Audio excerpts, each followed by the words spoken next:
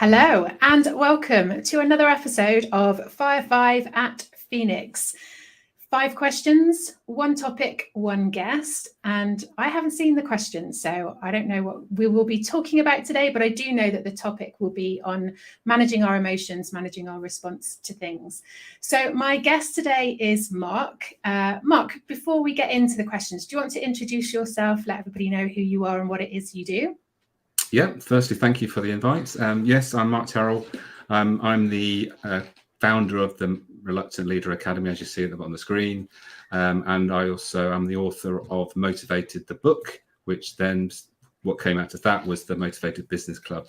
So essentially what I do is I help business owners with motivation, understanding what it is that drives them from within. So the things that get them get them out of bed in the morning, making sure that they are in a good state with regards to their motivation, making sure that the role that they create in their business motivates them, and then helping them to understand how they play a role in motivating their team, but by not taking responsibility for it, but actually just playing the role that their team needs from them.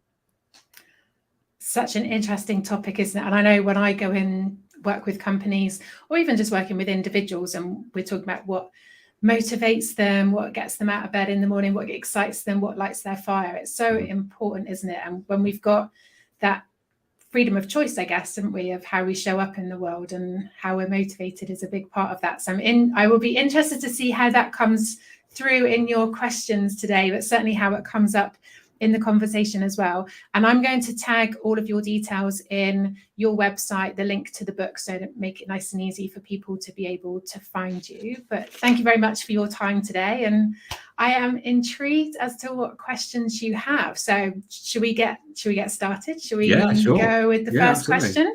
5 questions are coming up. Right. Excellent. Okay. So I'm going to first ask you about emotional intelligence. How would you define it? Oh, that's a big question. Mm-hmm. How would I define it? It's one of those things, isn't it? It's like assertiveness. Everybody knows what it is, but then when you try and put it into words, it's always a little bit more of a challenge. Mm-hmm. I think for me, emotional intelligence is, it's really important. It's incredibly important. I think a lot of it, from my perspective, is awareness, the awareness of not so much about what you're doing, how you're saying it, how you're coming across, but how it's being received. So that is what comes up for me with emotional intelligence. It's the awareness of the perception of others, that reading the room, reading people. Certainly when I talk about communication, when I'm talking to people about communication, and that was a topic a couple of episodes ago, is that it's not so much about what you want to say, how you want to say it, but how it's received and making sure that it's received how it's intended. And emotional intelligence is a big part of that, of when you're talking to somebody, are they looking like they are receiving what you're saying as you intended? So like you're nodding away now, like, so that, are you reacting to things how I would expect you to react? Does it look like you're receiving what I'm trying to tell you in the way that I want you to understand that? So I think for me, emotional intelligence is about that awareness, being able to pick up on things. And I know that you'll know with your work as well, those small, almost easy to not notice if you're not looking for them, but the sort of micro, macro facial changes, but the body language, and then tone, pace, inflection when people are responding as well is a big part of that. Yeah. So interestingly, I don't know that I could tell you what the dictionary definition is. And I suspect I could, I suspect I could be quite far off from that, but that's how I would explain it. That for me it's about the awareness and about reading the room, reading the people, and being able to respond to that. For me, I think it's obviously we all know that emotions play a part in everything we do, and it's like drives our behaviour and drives what we do. But emotional intelligence, I think, is being able to be aware of those emotions and, on a personal level, be able to control them so that they don't just drive everything you do, and you just are being pulled from left to right by your emotions, and being able to do that. And like you say, understanding other people's emotions and being intelligent enough to know how they might be feeling about something, just because you're in a good place, and that doesn't mean that everyone has to be. And when you see someone isn't in a particularly good emotional state, should we say, it's being intelligent enough to realize that there's lots of things going on in the workplace or at home that could be affecting it, and jumping to conclusions about what it is probably the biggest mistake we can ever make. The assumptions. Yeah. And how often do we, whether it's scrolling through social media or you see somebody speaking, you're like, oh, mate, read the room of what you're saying and how you're saying it. And that you can almost, again, it's an assumption, but you make that assumption that person hasn't thought through what it is that they want to say, who's in the room, how is that likely to be received? Because when you think through all of those things and you prepare for that, then you're likely to take that into that preparation and take that into perspective before you go in with that message. But I think, talking about the emotions is really important as well, of being aware of your own emotions. And it's something in the workplace we're able to do a lot more easily, aren't we? We separate the emotions from that conversation because it makes it easier to manage that conversation.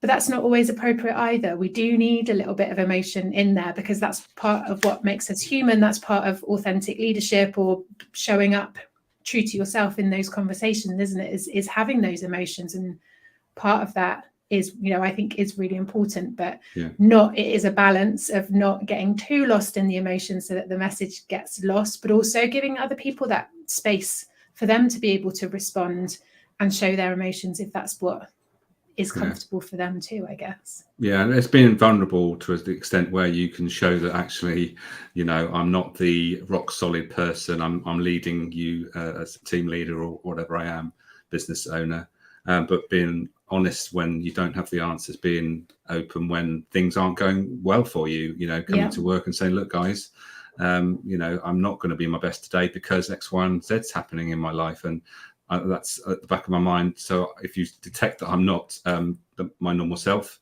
that's why. And so I think one of the things that I learned going back to my retail business, I ran for 30 years, was I learned to do that when I knew that there was things that was going to affect how I showed up and the way I could perform that. I was open with as many people as I could that needed to know that, something's going on at the moment. You don't need to know too much of the ins and outs, but just let you know that I'm okay, but I'm just dealing with some stuff at the moment. I think it's important to share that, isn't it? And I think that then creates a safe space for other people to do the same, because if we walk in, and I know certainly remember from days, when I was in management of, it's great to be able to portray that image, if you like, isn't it, of wearing that mask of everything is perfect, my world is perfect, I am perfect. But it's not realistic, and it also creates that impression for other people that you do manage that they have to be the same. So I think there's an appropriate level of vulnerability, but I think it is important to allow that to come through and let people see that you are also human and also open and very equally able to make mistakes, but it's taking ownership of those, and it's how you show up it creates that culture of how your people show up. So it's incredibly important. Something come to mind there back when we were in the COVID situation, and the health secretary, he was caught on camera, and he was clearly, his emotions weren't authentic because it was obvious that everyone sort of said, well, that doesn't feel right. And it's amazing how emotions, we can pick up whether they're genuine or whether they're people are putting things on, isn't it? And that's how powerful these things are, when you actually are taking notice.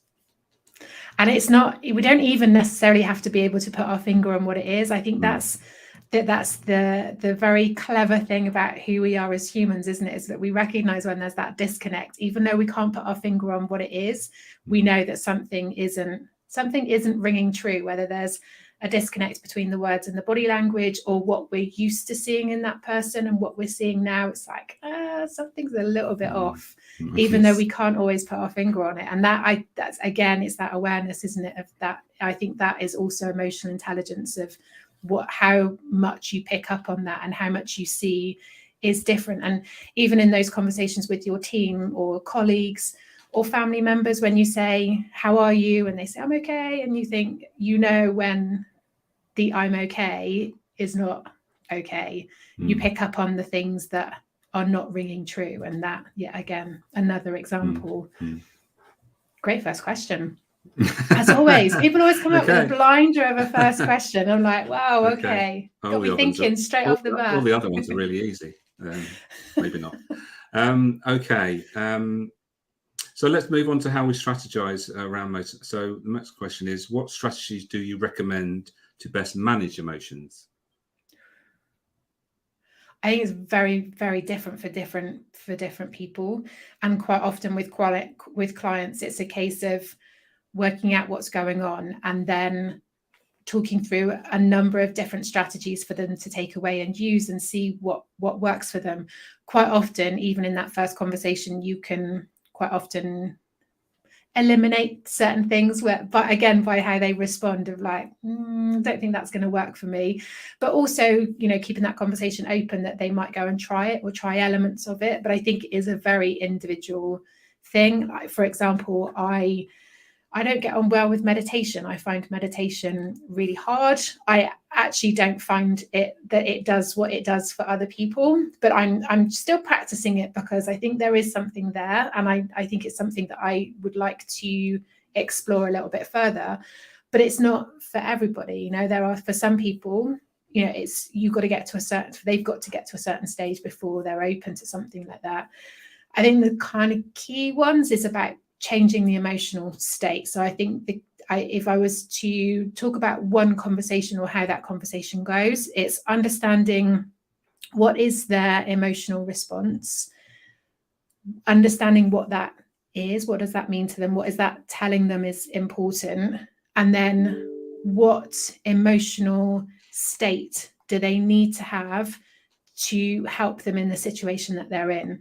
So it's almost that difference between the initial emotional response and then the emotional state that they need to be in to deal with the situation that they want to deal with. So whether that's from anger to calm, or whether it's sadness to slightly more emotionally distance, again, it's that A to B, and then helping them to explore what helps them to get from one emotional state to another. Because for a lot of people, the challenge isn't the initial emotional response. They recognize that that's kind of snap and in the moment, and that's how we respond to things. For most people, the challenge is, how do they not hold on to that? How do they let elements of that go, or let all of that go? And how do they move into a state that is going to help them? And that might be, something as, I say simple, it's not simple, but I mean, as kind of common as, job interviews or preparing for a presentation. How do you go from that anxious feeling to a state that's calm and confident? It's that A to B, and then helping them to work out what does that in the middle. And that might be music, it might be going for a walk, it might be phoning a friend, talking things through, it might just be taking yourself off into a quiet room and that sort of meditation or some quiet thinking time. It might just be some breathing exercises. Different, very, very different for different people, but that's the strategy, is the A to the B. What is it you feel, or what is it you feel when these things happen, and what is it you want to feel, and how do you best move from one state to the next? Mm-hmm. Yeah, a good book on this, which has quite recently been released, was Brené Brown's book, Atlas of the Heart. I don't know if you read it, but I've read a couple of Brené Brown's. I don't think I've read that one yet. I think her work around vulnerability and shame is really, really, it's very eye-opening. And I think there's a lot in her research and in the work that she does that is really helpful. But that's not one that I've Read. So what does she say in that Well, book? in the Atlas of the Heart, what she talks about is where we go. So what does the emotion, where does it send us? And that's a good analogy, isn't it? You know, where's that sending you? Was that anger sending you? Where's that sadness sending you? And all that, and where it sends you could be a good way to sort of work out what the strategy is that you need to sort of control that emotion and make sure it doesn't take over your decision making and make it too much of a sort of problem to you. So it was funny actually. I bought it because someone gave me a voucher, I think a 20 quid voucher, and I just walked around a bookstore. I can't remember the last time I ever did that, because you know, you go to Amazon these days, don't you? Yeah. So I thought, right, and I was wandering around this bookstore, and it just sort of jumped out at me. And I thought, actually, that looks like a really interesting book, and it is. It's a great sort of go-to book when you have that sort of emotions that you're being affected by something. You can flick through and you find the emotion, and there's some really good things in there where it sort of explains what might be going on for you and some strategies you might want to use. So. That's definitely one I'm going to add to my wish list then, I think, and I'll put the details into the comments as well, so people listening back can see what you're referring to. I think one of the questions, or one of the statements, if you like, that I ask people to fill in the gaps of. So I say, I feel XYZ because XYZ is important to me, because the emotions are, from my perspective, emotions are telling you that something is important, because there is an emotional response because something is important to you. So when you can connect what that emotional response is telling you, whether it's telling you to pay attention to something or it's telling you to respond to something, it's not always about responding to it. Sometimes it's just about acknowledging it and paying attention to it.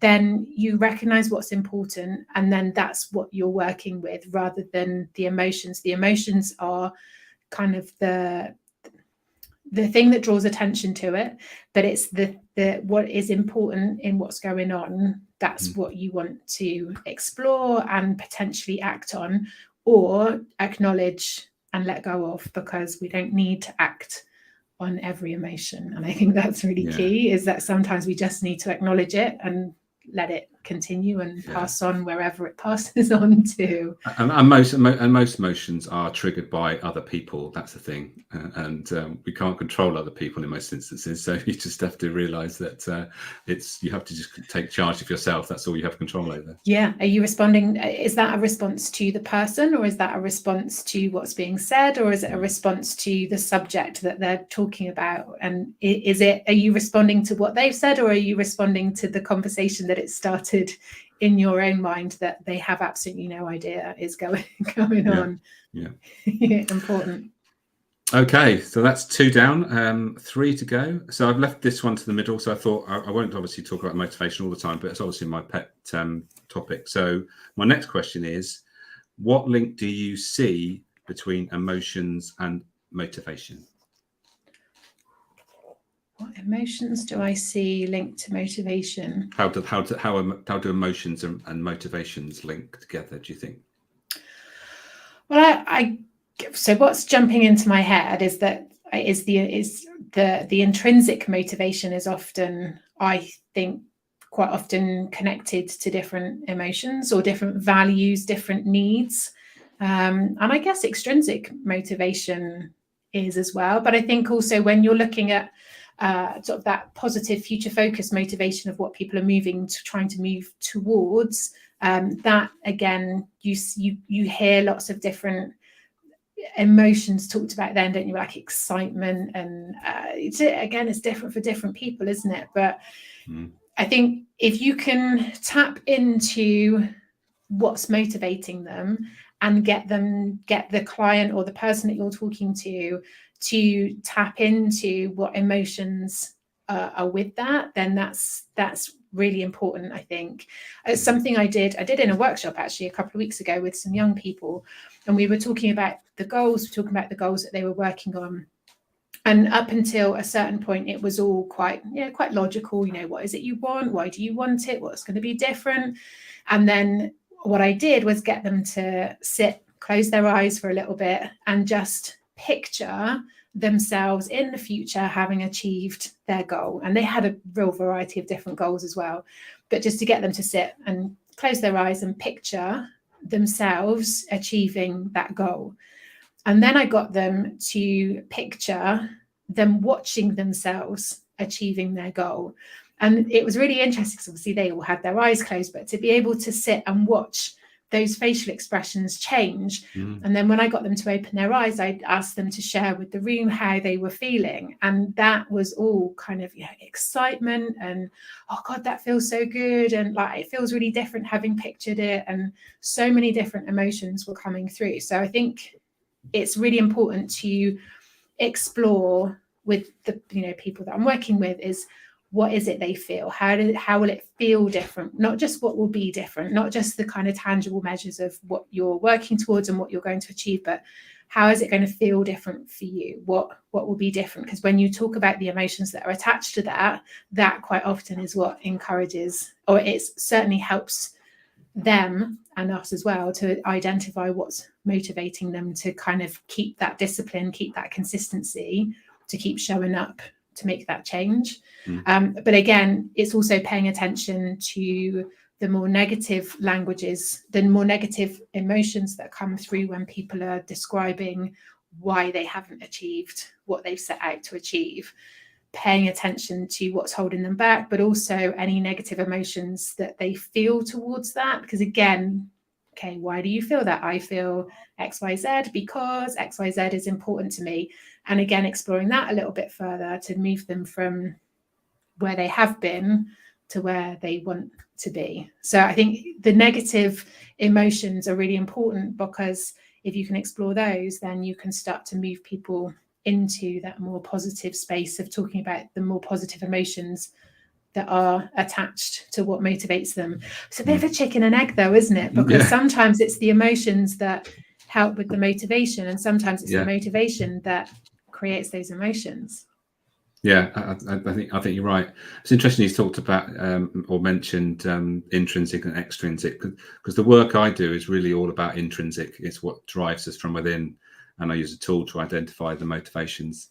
And using that tool, it obviously identifies what it is that's driving that person, but there's always something behind those top motivators, the things that are really driving them, and particularly in business owners. So I've had some really interesting conversations with people that, they see their motivational map, and then I say, oh, this is your top motivator. And they'll say, well, yeah, why that is. And then they'll tell me a story about it. And you think, and then you mentioned about the link with values, so for instance, one early client I worked with, he was very driven by security and stability, which I thought was unusual because he'd been in business for 10 years. I thought he'd be more focused on growth and, those sort of things. But then he opened up and told me about, something that happened in his past. And that's the thing that we don't realize is that I'm sure you have because you do sort of more coaching work than I do. You come across how things in our past stay with us, and also they still stay with us emotionally. And they also stay with us with regards to what motivation or what actions we take. And sometimes they're just holding us back all the time. And in this instance, I said, it's not my strengths, but I suggest you get someone to sort of look into why that is still an issue that was something that was when you were in your sort of, I think 5 or 6, something like that, when he was very young. And he was when I was working with him, he was in his 50s. So that's that's the sort of thing I don't come across that too much. I expect you do more, but it just shows that when something's highlighted, then people then start putting things together and saying, that's why, it's because of this. Quite often with coaching, it's you peel back layers and layers and layers, and when you can get to what's going on at source, that then impacts the beliefs, it impacts and shapes their values, which then impacts their behaviors. And when you can get to the things at source that are behind what is shaping all of those, it's one of the, I get why I love what I do, because it is about peeling that back and helping people to discover that's what's at the core, that's what's shaping all of this. But I remember reading and that, you know, our memories hold on to the memories with strong emotions attached. Our brain recognizes that's an important thing for us to remember, because potentially it will keep us safe in the future. So even when we can't remember them, we've got memories with strong emotional attachments that are stored way back, depending on how old you are, and even further back. But we don't always remember them. They're not in the front of our mind. We don't necessarily recognize how that shapes certain things. But when we understand that, you can't delete the memory, but what you can do is use that information to help it shape and help it to, you know, unblock things and help you to move forward. But I think values and experiences are a huge motivational driver. You know, you hear people say, don't you, that, you know, having a good financial security is important to them because they grew up in a home environment where they didn't have that financial security, and they don't want their partner, children to experience that in the way that they did. And quite often, so much of what we do is shaped by trying to prevent or trying to make things easier for other people in a situation that is similar to something that we've experienced. So it doesn't surprise me at all that comes up through the motivational maps work at all. I was just thinking when you were talking there about what triggers those things, and music is very closely linked to our emotions. Because when I'm talking to my kids, I say kids, they're 27 and 29, but they're always your kids, aren't they? And I'd say a song comes on the radio, and I might start singing along to it, and then they look at me as if, what are you doing? And I said, look, you can't detach from something that is part of me. I remember that I was doing this when this was released or whatever it is. So, you know, that emotional like timeline with regards to the music that we were into, and then it comes on, how it triggers and how we, you know, it's just another reminder that these things stay with us, and we just need a trigger. Hopefully, you know, in most cases with music, for me, it's a positive thing, but you know, in the same way, we can get triggered by something that reminds us of something that was, you know, not so good in our lives, which is, you know, it just shows how these things are sort of locked in, and sometimes they need to sort of break free, I suppose. Yeah, and how often do we hear some music that we haven't heard for years, and we can still know all the lyrics, we still know every single word to it, we can tell you, you know, where we were in our lives when we first heard that song, or when we played that song. Music is a great anchor for, you know, going back to that earlier question of changing emotional state. I quite often, I mean, I have my own feel good playlist. I have a calm playlist, I have a feel good playlist, you know, one that energizes me. And I quite often will say the same to clients. You know, if you've got put on a playlist, even the guilty pleasure ones, you know, the ones that force that smile, that make you want to jump around the room a little bit, it's a great emotional changer. It's a great state changer. So definitely, and it's quick and easy to do too. Indeed. Right, that's 3 down, 2 to go then. Where are we going to go then? So why do you think some people are more emotional and others not so? Ooh. See, the question that comes to my mind with that is, are people more or less emotional, or do they just show and let through emotions more than others? I think, I mean, unless you get into the whole psychology of maybe talking sociopaths, psychopaths that don't feel the same way, that's a whole different topic altogether. No. I think on the whole, do people experience it more? I think there are some people who have learnt, either, you know, in the way that they've been brought up, they've been helped to understand, to listen to their emotions, to look at what those emotions are telling them, how to acknowledge them, how to respond to them. And I think some people have learnt how to do that, and I think other people haven't had that environment where they've learnt to do that, and have perhaps had to learn that as an adult, because that's the way society works, isn't it? It kind of forces a learning sometimes that we haven't experienced growing up. I don't know that people are more or less emotional. I think it's more what people do with them, and whether people suppress them or whether people allow them to come through and respond to them in a way that they feel comfortable with. And I think some people feel more comfortable than others. So I think even some people might be acknowledging them, they'll do that in a very private way. They don't publicly express or show or share those emotions. And I think other people are more comfortable with showing and sharing and acknowledging them. I don't know that people are more or less. I think for me, I think it's linked to behavioural styles.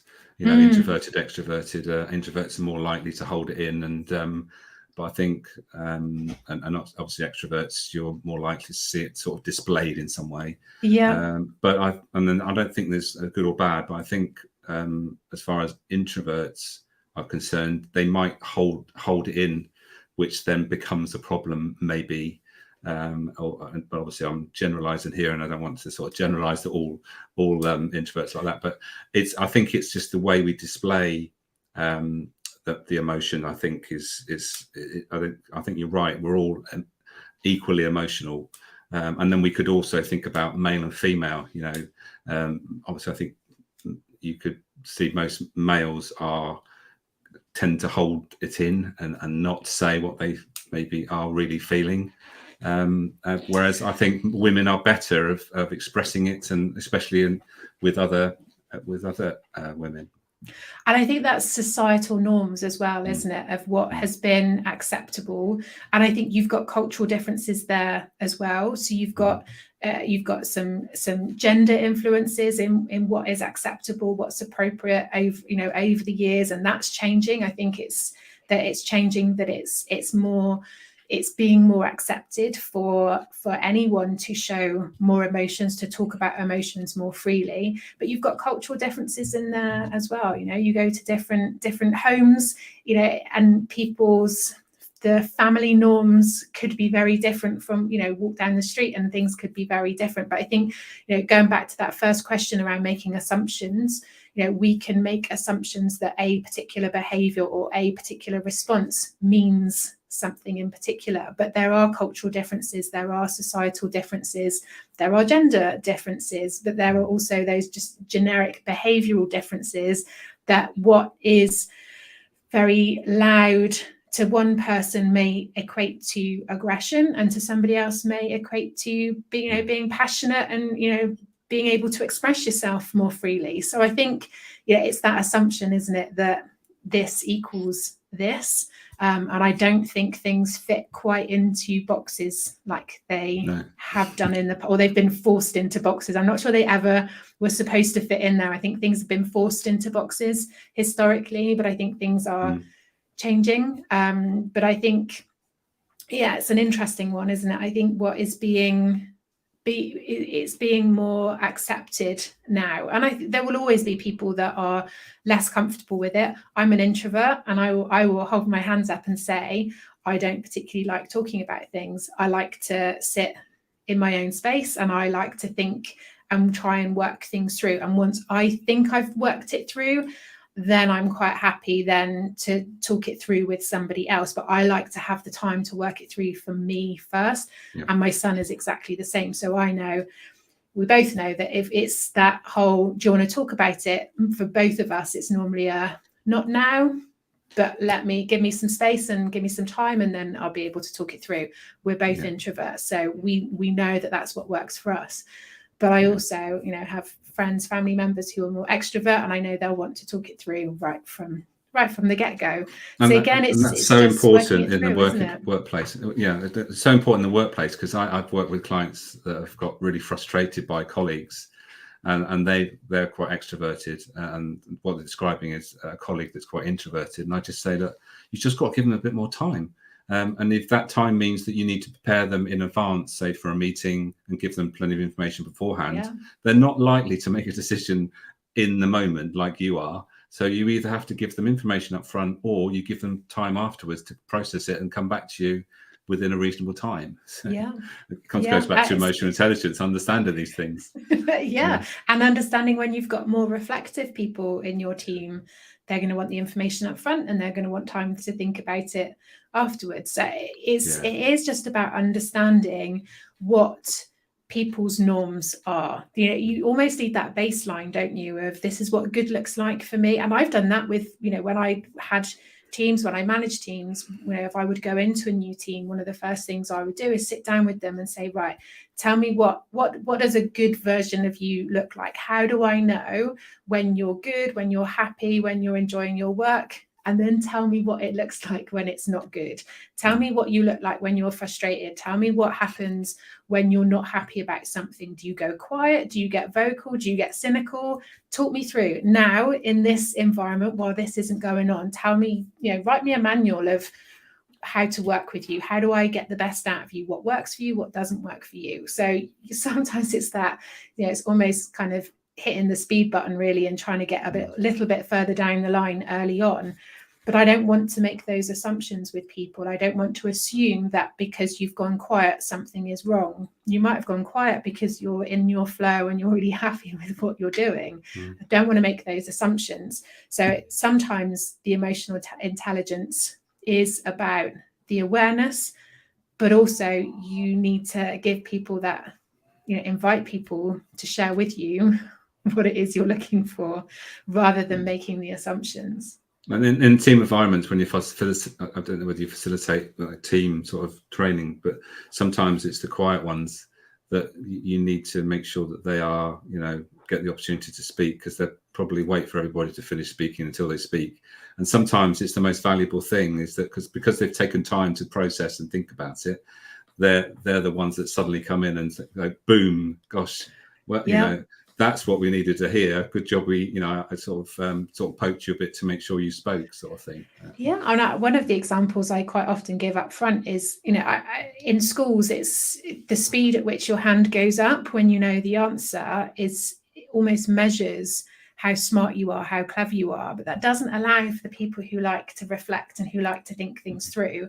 And I whenever I'm running workshops, I always go around the room and check in with everybody, but I also give them the opportunity to say, if you want me to come back to you because you need a little bit more thinking time, just let me know and we'll continue to go around the room, but then we'll also come back to you, because some people do want that little bit more time to process and reflect, and they do quite often have really good answers. So you definitely don't want to miss them out. Yep. Right then, so we've reached the final question now. So I left this one. This is probably the most personal one. Okay. Which is about you. That's the thing. Okay. So it's all right. We're not going to go too deep, I don't think. But I thought, well, there's got to be one that we're going to find out a bit more about Zoe, which is a touch emotion. So it's very straightforward. What emotion do you find the most challenging to manage?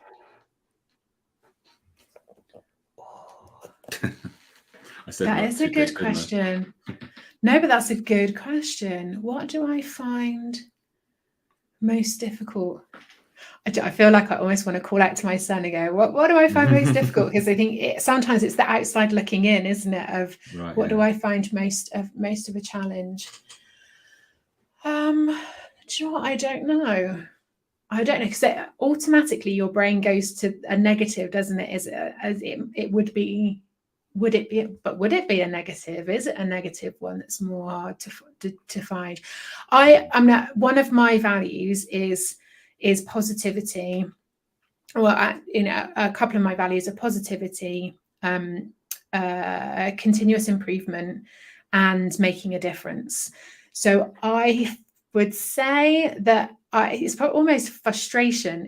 Would you class that as an emotion? I think I find frustration hardest to deal with, because it ties in with my values, because quite often it's that feeling that I'm not making a difference, or it's that feeling that things aren't progressing, and that frustrates me. And then I get annoyed that I'm frustrated. So it just layers, doesn't it? It's like, so it starts off, if I'm in a very negative environment, either people are expressing themselves quite negatively, or it's quite, just a negative environment, that then means that positivity value is kind of knocked out.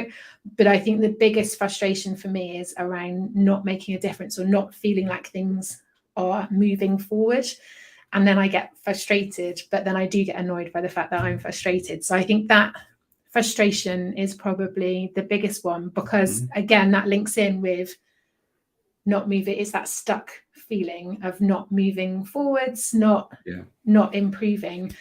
And I know that when I get frustrated, I am at my highest risk of making a decision rather than sitting with it and working things out properly and thinking things through.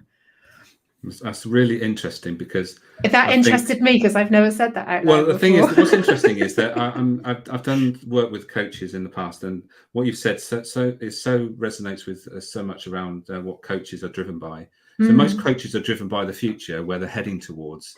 So when they get frustrated, the word you used is when they don't feel as if they're making progress. Yeah. And it's almost like it becomes a fear that they can't stand still for too long, because that means it's almost, if you stand still too long, you're moving backwards. So that's something to ponder. I mean, there's no, I mean, that's just something that, you know, it's a value, isn't it? Like you said, it's something you hold dear, but whether it's right or wrong is immaterial. It's definitely something I need to be aware of. And certainly as a coach, it's something that I need to be aware of. And I will quite often, when we're talking about things with a client or in that situation, I will share up front. So I think most people who've worked with me will have an idea that making a difference, continuous improvement is important to me. Now, when I first looked at my values a few years ago, it was achievement. And then over time, the more I reflected on that, I thought, it's not about the achievement. It's not about the end goal. It's about progress. It's about being a little bit better than you were before, or making some changes that help things to move forward. But as a coach, I also have to recognize, and that it's not me in the driving seat. It's not me that determines where people are going, or the speed that they want to get there, or the directions that they want to get there, or how, that's down to them.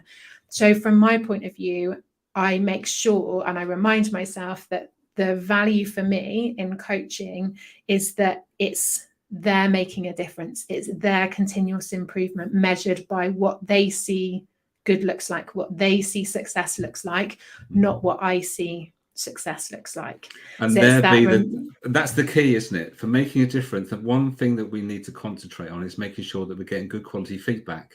So for coaches, getting feedback from the clients in a working environment, making sure if making a difference is important, making sure you feel you're connected to the outcome, that you are making that difference. Because if you're not getting feedback, then how do you know that you're contributing to something? Because ultimately, that's what it is. Making a difference is contributing, isn't it? Yeah, and I really struggled with that when I first started coaching. I really struggled when I didn't get feedback from people, because it's like, how do I know? How do I know this is working? How do I know this is making a difference? How do I know that people on a program or people that are coaching have made an improvement, have made some kind of continuous improvement, or I have felt a difference from coaching?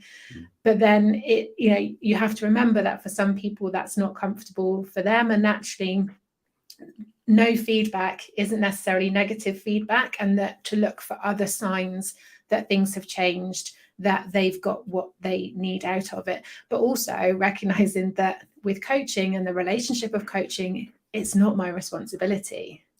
It's still there. The responsibility still sits with them. So if they're not making improvement, if it's not, coaching isn't making a difference for them, it's about that making sure that coaching relationship is honest and open to be able to have that conversation. So it's tough. It's a tough balance of, again, looking for those signs, emotional intelligence of reading that person, and are they telling you in a different way that things are changing, that things are improving for them. But sometimes I ask the question outright of, what are you taking away from today's session? It's not always about me or my style or the questions that I've asked. Sometimes it's about what conversation has it started in their own mind? What are they taking away? And that is my measure sometimes of making a difference. Continuous improvement is, what are you taking away from the session today? What would you like me to ask you about next time? Because then that ticks the box for me, but it also keeps the responsibility firmly with them, because it's their journey. They are in the driving seat. I am simply the front seat passenger along for the journey, which is a very responsible role, and I don't take it lightly, but it's not it's not my responsibility, and it's not for me to roll my sleeves up and try and get them somewhere in a different place, or a different direction, or at a different pace. It's not my job.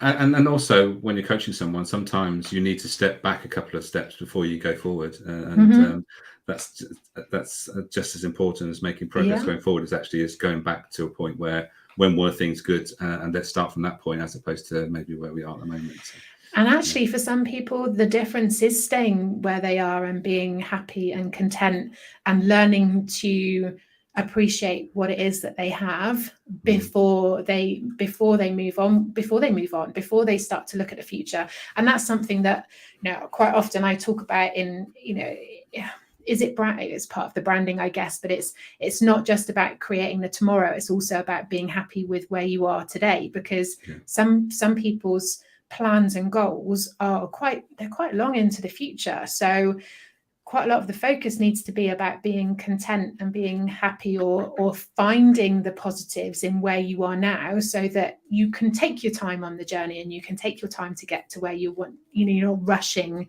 to get out. Is again that negative motivation, isn't it, of trying to move away from something that's not comfortable for you. Sometimes if you can find the positives in where you are now, it prevents that need to rush forward and get yourself out of something and into something else. And sometimes that's not the answer either. I mean, that's the first chapter of my book is all about enjoying the journey. And as a business owner, you've got to realize that you're not going to change things overnight, and making sure that you are sort of smelling the roses as you go, and taking the bumps in the road, and realizing it's just the natural flow of things, and they just have to happen, however frustrating they are.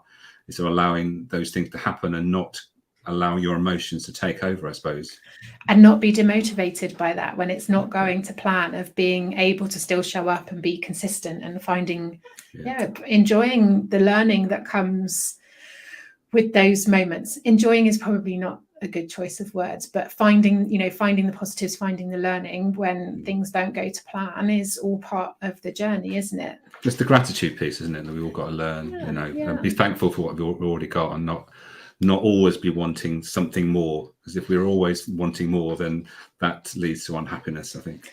It implies, isn't it, that you're not good with what you've got when you're constantly searching for something more, or something different. And I think that's a really important, and something I've worked on and still working on, is that not everything has to change all of the time. Sometimes things can just stay as they are for a little bit, and just enjoy it. Take your foot off the gas a little bit, and enjoy what you've worked really hard to achieve. You're at one point where you are now is what you were planning and to creating strategies for a year or 2 years ago. So sometimes it's good to just take a step back, and, like you said, enjoy the roses. I think the interesting thing. Well, the interesting thing that comes up a lot when I'm talking to business owners is they're working towards freedom, but when they're working towards freedom, they neglect relationships. And when that happens, then we know that our business relies on relationships. And if you're not paying enough attention to them, then you probably won't be able to get where you need to go. It's that typical thing. If you want to go fast, go on your own. But if you want to go far, then go with others, sort of thing. So it's getting the balance right always. We all want freedom to do what we want when we want, in the way we want. But, we've also got to take people with us, so we've got to take into account and be emotionally intelligent to understand that. And we've got to take ourselves with us as well. I think not getting lost, not losing yourself in the process, I think is really important. And I think that certainly comes up a lot in the work that I do, is where people have lost sense of self, or lost a lot, their values, or lost sight of what's important to them because they've been so focused on something else. So I think the relationship with other people is really important, but also not losing that relationship with yourself in the process too. Yeah, for sure. Interesting. So I really didn't. I really didn't know where your questions would go today. I was as I was saying to you before we went live, I was coming on the train back from Devon, and I was thinking, I wonder what Mark's going to ask. And I thought, motivation's bound to be in there somewhere, but I would really, I didn't know what to expect, and that's what I enjoy about these. Actually, is not knowing what the question.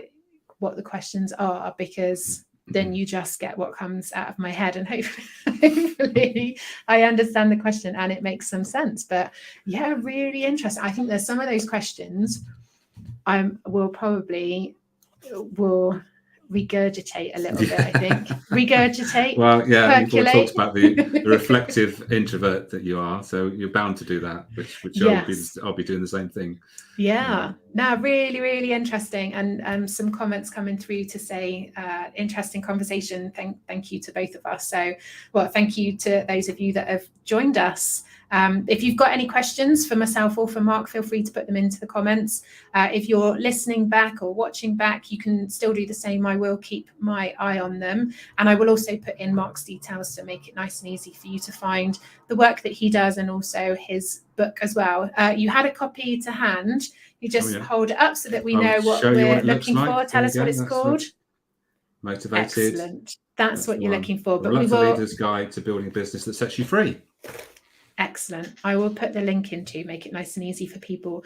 Mark, thank you so much for your time and great questions and great conversation too. It's good to hear different people's perspectives too. Yeah, really enjoyed it. Thank you for the invite. Thank you. And we'll be back again soon with another episode.